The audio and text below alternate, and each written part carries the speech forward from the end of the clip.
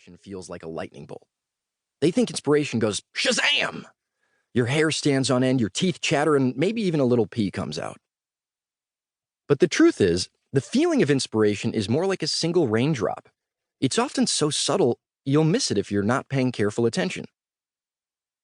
However, if you are paying attention, you'll start to see ideas almost everywhere you look, and you'll have to write it all down so you don't forget. Me? I like to carry a pocket-sized notebook and pen wherever I go. I highly recommend you give it a try. Anytime you see something or hear something or think of something interesting, make a note to remember it for later. But keep in mind, you're not trying to generate some big inspirational breakthrough. You're just collecting a bunch of mildly fascinating fragments of notions that tickle your brain. If anyone else were to read through your notebook, it might seem more like a collection of nonsensical scribbles than a collection of great ideas, but that's okay. That's the whole point, actually. I know how hard it can be to start writing without a big idea that motivates you to get going, so allow me to lend you a lightning bolt. Shazam! Here's the title for your next great story. The Human Kaboom. Yes, that also happens to be the title of all 6 stories in this book, but each of those stories is totally different, aside from the 6 secret wormholes that connect them.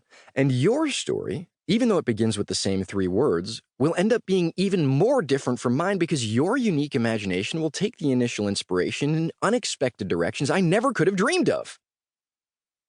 Of course, you need a lot more than one idea to tell a whole story. You've got to come up with a hero and a plot and dialogue and a whole slew of other colorful details.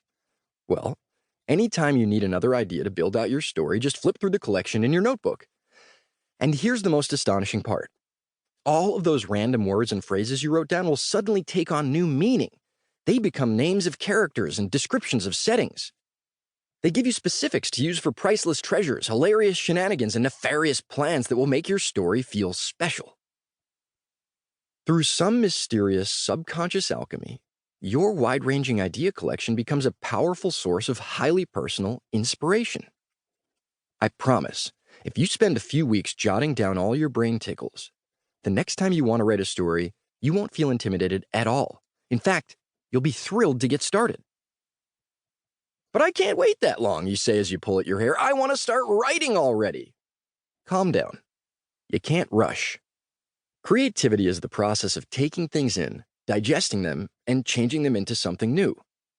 Kind of like a burp. If you try too hard to force it, you can make yourself puke by mistake. Luckily, the process of exploration is one of the great joys in life. If you like, you can get started immediately. As I've already mentioned, inspiration is everywhere, which means it's wherever you are right now. Look around you. It's on the ceiling. It's under the couch. It's in the shapes of the clouds and in the songs of the birds. It's in the picture frames on the wall and in every single book on your shelf. Hopefully, you'll find a few ideas you can use in this book, too. It might be something I wrote in one of the stories, or even better, something I didn't. Something hiding between the lines that no one can hear but you. Because that's the big secret. If you go around expecting to discover something amazing, you will. 1,000 tiny epiphanies will reveal themselves. Inspiration is not a brief flash of lightning. It's a constant glow of enthusiastic appreciation. When you're surrounded by inspiration, it feels like you're levitating. It's the greatest feeling in the world.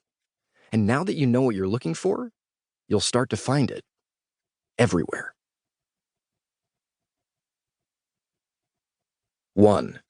The Human Kaboom, the one with the gigantic space prank. Trudy and Jam pressed their faces to the windows of the space elevator to get a better look at the gigantic naked man floating in near-Earth orbit. Look, you can see his... Trudy Chartreuse! Miss Kilroy clapped her hands sharply. A long-suffering middle school teacher, she had zero patience for hijinks, especially on field trips, double especially on field trips to space. Miss Kilroy's 8th grade class had won a cereal box contest for an all-expenses-paid visit to Corpus Gigantus, the largest amusement park in the solar system. The park was, more specifically, a humongous working replica of the human body that had been launched into the exosphere for educational purposes. It was filled with thought-provoking scientific exhibitions, and the rides and attractions were highly informative. However, even the most diligent students were often